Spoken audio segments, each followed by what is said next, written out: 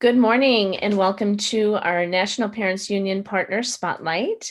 It is Friday the 13th of, what are we in August? So I am here today with Ari Honarvar. Honarvar?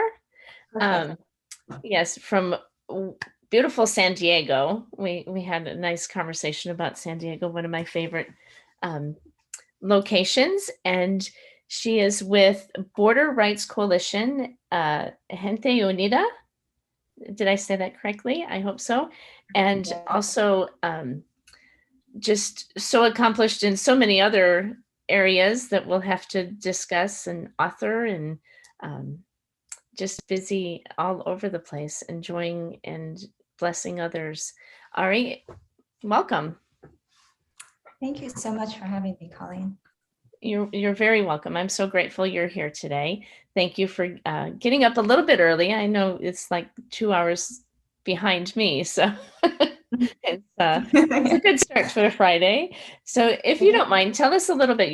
You're associated with a couple organizations, correct? And you do a lot of work. You just talking with you in these last few minutes, you are out there just blessing the world, I would say. So if you don't mind just sharing a little bit about your work with Gente Unida and the other organization and the other work that you're doing, that just sounds so amazing.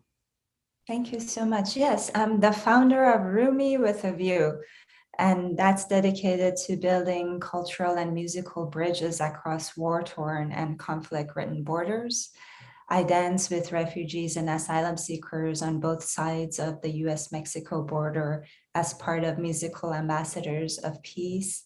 And I have a Drop Poems Not Bombs project in which wonderful American musicians um, uh, establish cultural bridges with people of Iran, because we don't have good diplomatic relations. So people take that upon themselves to build and maintain cultural bridges. And with Gente Unida, we focus on migrant children. I'm a journalist interested in social justice, mental health, and parenting. And a couple of years ago, I published Rumi's Gift Oracle deck and book, which features image cards embedded with the 13th century poet Rumi's poetry, as well as a booklet of translations and meditations. And my debut novel, A Girl Called Rumi, is coming out next month. And it's based on my experiences growing up in the Iran-Iraq War. Well, congratulations on your book being released. That is just amazing. And the work that you do just just sounds so amazing and so helpful. I have a friend who teaches in Phoenix, and she teaches with a lot of refugee children. That's the core of her work.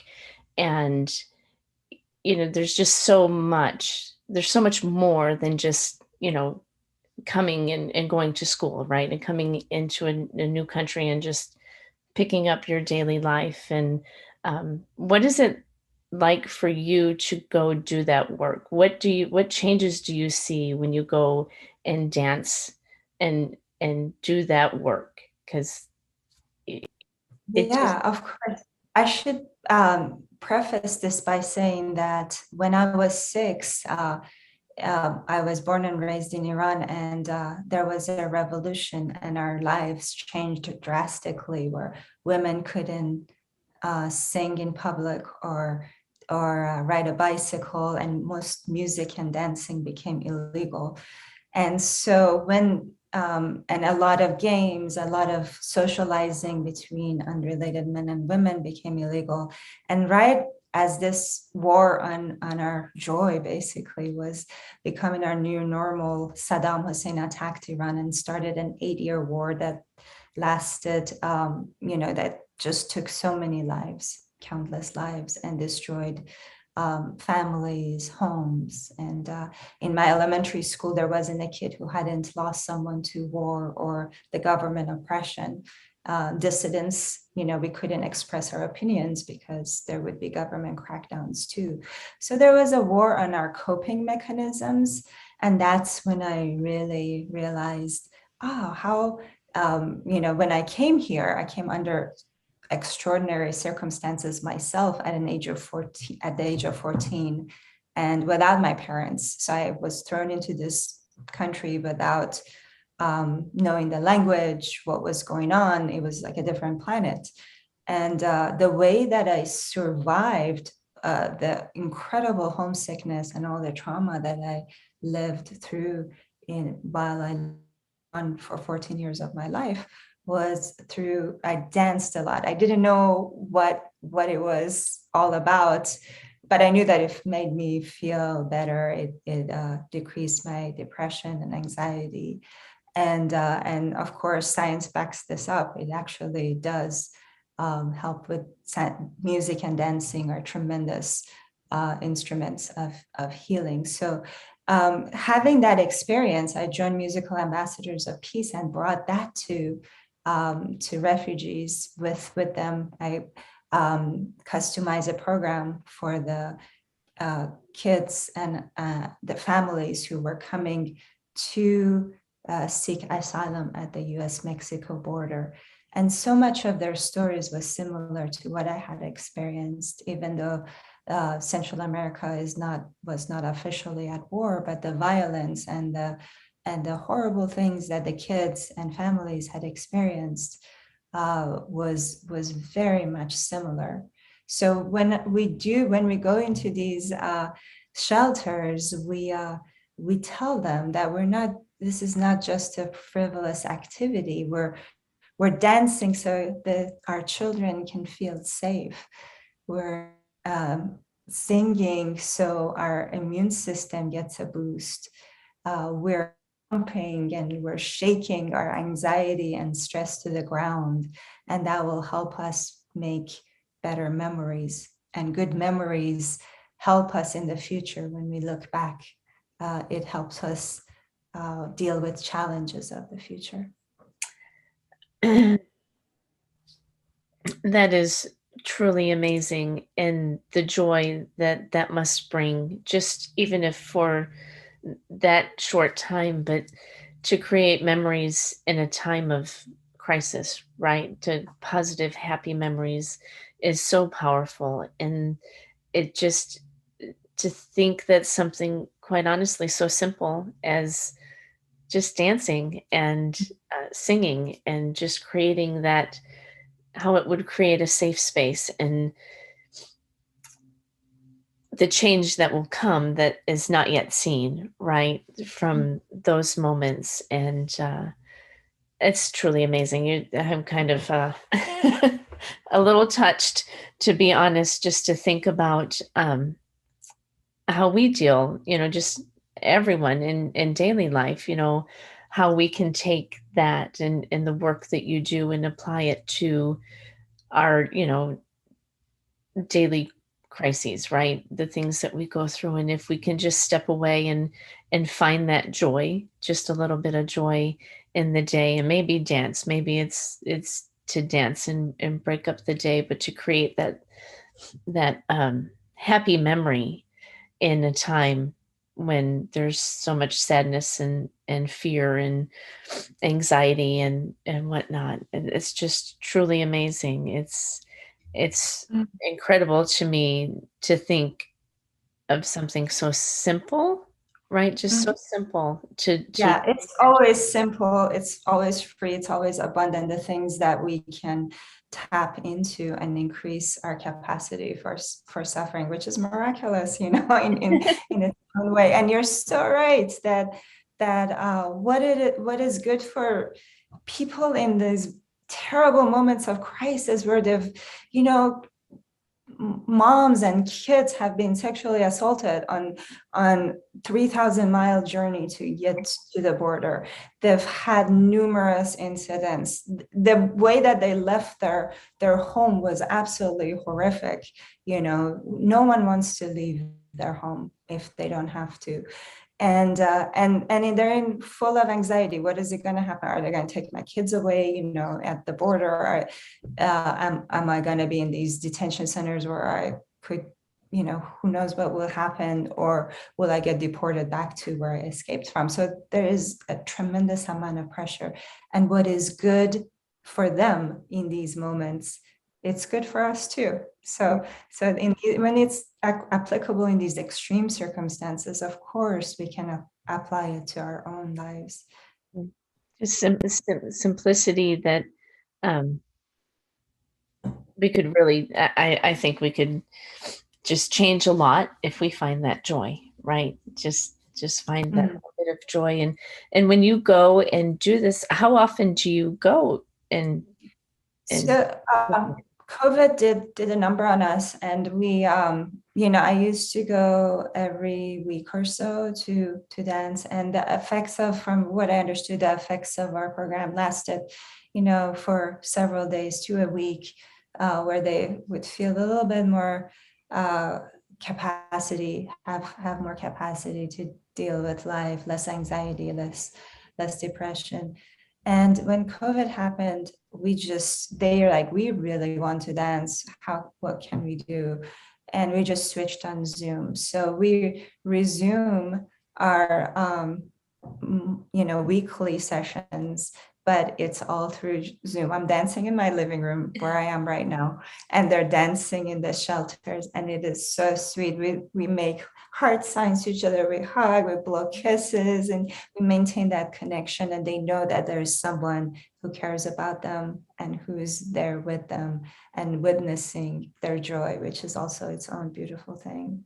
what a blessing to take your own personal experience and find good and do good from your experience. I think that um, that is really amazing that you can do that and bless so many other people. And do you find when you reach out and you make these connections, that do you see the trickle down effect, if you will, the domino effect of what you bring, and how maybe it affects others throughout? Like, do those that you go dance with, do you see them like taking the lead and introducing others, and taking that to go and change the lives and bring that feeling of joy, just on their own from that experience with you?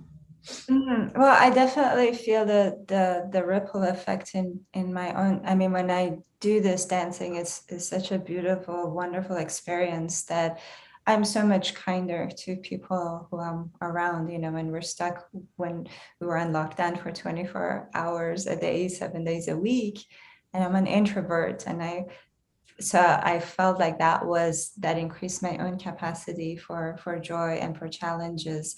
And when we first started, I saw little kids who mimicked our dances, and they started doing these really fun, partner dancing with each other. So they're doing this on their own, and it just really warmed my heart. And yeah, so it's something that just we're so programmed for it. We've so evolved with dancing and movement and singing and just resonating in a community setting. These are all things that we've evolved with, that they do have ripple effects on every aspect of our lives, and people that we come across, if we're a little bit more compassionate towards them because of how we're so full, then they will feel a little bit better. So.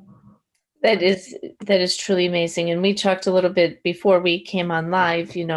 I through my experiences with just life here recently, telling my children, right, there's joy in each day, and you have to seek it sometimes it just doesn't flow through you. But when you share your story and your experience, like you've taken your story and have touched the lives of so many, and probably changed more lives than you'll ever probably know. I know you've already changed mine. So you've Oh, touched me, to the core. with your work, and I'll forever be grateful. Thank you so much. Um, Yeah, so and so I we have know. this what Rick Hansen calls it. He's a neuropsychologist, there is negativity bias where we're so drawn to negativity naturally. It was something that we evolved to do because if a poisonous plant or a wild animal, killed or hurt us, one of us, we would have to remember that, right? But what happens is that it becomes a kind of a bug in the system rather than a feature after a while, because we don't have wild animals, we don't have, these situations. So, but we're so negatively biased anyways. We listen to overly, focus on bad news or the bad feelings we have. And so it's a little bit of conditioning where we have to say, what is beautiful around me. Even if we just look around, there's always a texture, a flower, or something that we can savor. If we're drinking our coffee or tea and it tastes good, if we're just there for a moment and really savor the taste, that's a way to increase our capacity for paying attention to good things and shift that negativity bias. It's such an important lesson. I think I know I try to spread it in the work you do, you're spreading that. So hopefully we will continue to spread that, you know, find the Yes. good, find the good, even if it's just how good your coffee tastes that morning. That's a good thing. It's a blessing, and it's that's that may be your joy for the day, but there was joy in that day. I want to take just a minute to talk about your book that's coming out, because that's really big. You had mentioned you had to cancel your book tour. S- So, where were you going to go with your book tour to promote your book? um, I was going to go to Portland, New York, Colorado, Texas, and parts of California, and also Europe. There were a few places in England and Amsterdam, Netherlands, um, and France, and that's no longer around. The book is, it's basically you can't separate. Joy and suffering are inextricably linked in this realm. So we don't, this is how it works. There's a dance between the two. And the way that the book is told is from a 9-year-old girl's perspective, through living through the Iran-Iraq war and the government oppression and the war on women. And so this the way that she's able to survive all this pressure. There's domestic abuse in her life. Her father is out away on a war assignment, and it's through storytelling. And that's another, where we have also evolved with telling stories, and those stories that we tell about ourselves really are what is true for us. And if we can change our story for what we want it to be, and align our lives that way, that's the real work of living in this world, with honoring both suffering and the joy that comes through. And she kind of does that in the book. She migrates to America, similar to the way that I migrated, and she's cut off from her culture and her roots, and she has to integrate her past and her present to create a life that is integrated and works for her. That sounds amazing. So, what age group would you recommend this book for? This is an adult book. There's a lot of adult themes. Okay. Um, Possibly YA could be, but it's a young adults would be all right. Maybe older adults, but yeah, adults. It's a literary fiction genre. Okay. Well, Mhm. I look forward to reading it. I have it written down, and I plan to read it and learn. I think I'll learn, and just knowing the background a little bit and a little bit about you, I'm sure it will make the book that much more enjoyable to read. And so, thank you for that.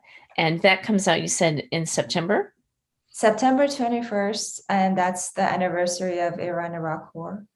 And so that is, and I remember when that happened, when the announcement that there is a war, and we were on, and then all the bombings, and the everything else that followed for the next 8 years. That's a whole lifetime for a kid. Uh, Yes. yeah, so this it comes out September 21st by Forest Avenue Press, and I'm so excited. Well, congratulations for that. I'm sure it will be amazing. And the work that you do just sounds so amazing. And um, I just appreciate you sharing your joy that you've been able to cultivate and find through your life and through your outlets, and share that with so many. And to change just one life, I think, is a good thing. If we can just go do work, and sometimes we go do things and we don't know who we're affecting, right? Or if I know it's a lot of the work that we do in volunteer work and nonprofit work, a lot of it is it's difficult work, and you don't always see the fruits of your labor, right? You don't always see that change, but if you can go just change one life, Mm, you have succeeded, right? mhm, Just one life, change that one perspective. And I truly believe in just feeling the work that you do, that you are definitely changing lives and generations to come. It's mhm. amazing. It's your little description of the children, I just, what a blessing to know that those kids can find that happiness in turmoil, and just picture in my mind the kids coming together and doing it. Children are um, so amazing. They're kind of, they go through a lot, Mm, and we don't realize what they go through, but they can just bring such joy and put a smile on so many faces. And sometimes they feel it, and they go and they just do. And maybe that's a lesson we need to take, is just to go and just do, and mhm. be carefree, and let the Yeah, worries and uh, cares of the world go away for just a little bit. yes, more of that. More of that will help everyone. I agree, and thank you for taking the time today to come share your work and your story. I have a feeling that we could probably talk for a full hour and share so much more, but I appreciate you, and I'm so grateful to have this time with you today to talk a little bit about your work, and continue doing such good work out there. And um, I look forward to reading your book, so we can get this book, A Girl Called Rumi, Mm, on September 21st. We could buy it on Amazon, right? Bookstores, Amazon. yeah, it's on my link on my website, roomywithaview.com, and Okay. you can see the all the places where they carry it. Wonderful. And your contact information is on roomywithaview.com as well, if someone wanted to reach out to you and Absolutely. Yes. learn I would more. love to hear from all of you. Mhm. And thank you for all the beautiful work that you're doing at Well, thank National you. Parents Union. I'm so honored to be part of it. And we're honored to partner with you as well. And thank you so much. I hope you have a beautiful weekend and enjoy. I know you'll have beautiful weather. You're in San Diego, so Yes. it's kind of a given. That's why people move there, right? Is because the 72 degrees, right? And sun. So thank you so much for sharing you And I look forward to learning more about you as we go on. And thank you all, and we'll see you next week. Thank you. Wonderful. Thank you, Colleen.